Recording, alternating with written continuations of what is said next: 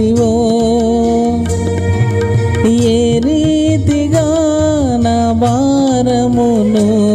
నీ కరుణతో మోసితివో, ఏ రీతిగా నా ఉదయమును నీ ఆత్మతో దీవించితివో, ఏ రీతిగా నా భారమును నీ కరుణతో మోసితివో, ఏ రీతిగా నా పలుకులో నీ నామమును